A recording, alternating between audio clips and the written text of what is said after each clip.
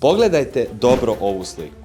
S jedne strane imamo geopolitičku krizu, metke i suzavac. A sa druge strane imamo nasmijanu lobanju koja izgleda kao da je upravo popizdila od smijeha. Na prvi pogled izgleda kao da je neko dijete donijelo anime zastavu na revoluciju, a ne neki konkretan zahtjev ili flašu vode. Ali šta ako vam kažem da ovo nije šala? Šta ako vam kažem da je ova zastava postala zaštitni simbol generacije Z i bitnija od bilo koje nacionalne zastave? Da, dobro ste čuli. Dok su vaši preci marširali pod raznim zastavama, vi marširate pod zastavom lika čija bi politička kampanja bila besplatno meso za sve.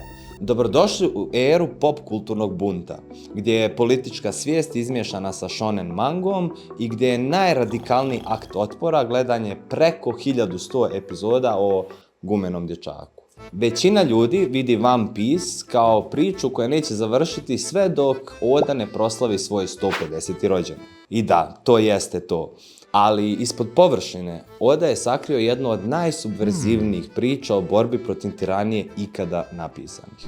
I to je uspio dok je crtao likove sa očima veličine fudbalskih lopti i fizikom koja prkosi svim zakonima koje poznajemo. Danas ne pričamo samo o mangi.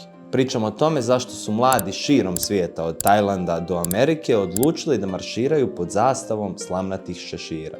Jer očigledno tradicionalni politički simboli nisu bili dovoljno razvučeni. Od gume, fantate, ne. Da bismo razumjeli zastavu, moramo da razumijemo neprijatelja.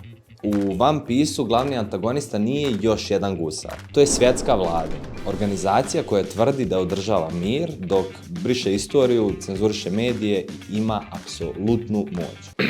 Kao danas. U toj priči postoji termin izgubljeni vijek. Period istorije koje je vlada izbrisala jer je bio previše opasan za njihovu poziciju moći. Što je, da budemo iskreni, mnogo efikasnije od toga što neke vlade rade. Naprave skandal i onda svi pričaju samo o tome. Kada demonstratori izađu na ulicu, oni se osjećaju isto. Kao da se bore protiv sistema koji želi da izbriše njihov glas, njihov identitet, pa čak i njihovu istoriju. I tu na scenu stupa Luffy. Dječak koji ne može da pliva, a želi da postane kralj gusara. Ali postoji rečenica koja je definisala ovu generaciju. Kada neko pita Luffija zašto želi da bude kralj gusara, on ne kaže zbog zlata ili zbog moći. On kaže da je kralj gusara onaj koji je najslobodniji. I tu je ta razlika. Političke partije žele moć. Revolucionari žele da smaknu diktatore da bi postavili nove diktatore. A slamnati šeširi žele da budu slobodni. Slobodni od sistema, slobodni od kontrole, od očekivanja. Da budu slobodni da rade šta god požele. Zato je ta zastava toliko moćna. Ona ne kaže glasaj za mene. Ona kaže ostavi me na miru da živim svoj san. Naravno, cinici će reći da je to samo anime. Da je to crtić i da on ne može da zaustavi metke. I nažalost, u pravu su. Kada policija krene da juriša na tebe sa suzavcima, Luffy neće magično iskočiti iz ekrana i zaustaviti ih svojom gumenom šakom. Postoji trenutak na svakom protestu kada shvatite da ste mali, a da je sistem veliki. Da li je onda nošenje zastave gusara iz animea samo djetinjasti eskapizam? Da li smo onda samo djeca koje se igraju revolucije sa anime rekvizitima? Ne, to nije eskapizam. To je jezik. Tradicionalni simboli su uprljani. Zastave nose teret ratova i korupcije. Čak i kada biste osmislili novu zastavu, neko bi vam sigurno rekao da ta nijansa plave nije dovoljno oslobodilačka. Ali One Piece zastava je neukaljana. Ona predstavlja ideal. Plus, niko ne može da se svađa oko nje jer je Oda već izabrao najgori mogući dizajn, a svi smo to prihvatili. U One Piece-u postoji koncept naslijeđene volje. Čak i ako sklonite čovjeka, ne možete skloniti njegove snove. Jer neko drugi će podići tu zastavu. I to je ono čega se režim plaši.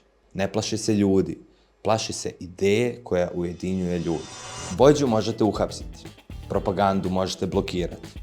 Ali kako ćete uhapsiti ideju da svako može ploviti svojim morem? Kako ćete zabraniti nadu koja dolazi u vidu gumenog dječaka koji ne zna kad da odustane?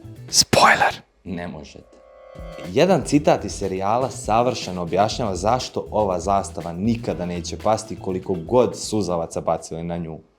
Kada čovjek umre, kada ga metak pogodi u srce, kada se razboli od neizlječive bolesti, kada popije otrovnu supu. Ne. Čovjek umire samo onda kada ga zaboravi. Da li je to apsurdno? Apsolutno. Da li to funkcioniše? Pa pitajte vladu Tajlanda. Slamnati šeširi ne nose krune. Oni nose snove. A to je mnogo opasno.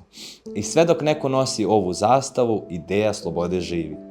Sve dok postoje ljudi koji vjeruju u bolje sutra, postojeće i neki klinac koji će sa ovom zastavom to bukvalno da im pokaže. Jer danas možda je najrevolucionarniji akt odbiti da odrastete onako kako to sistem želi.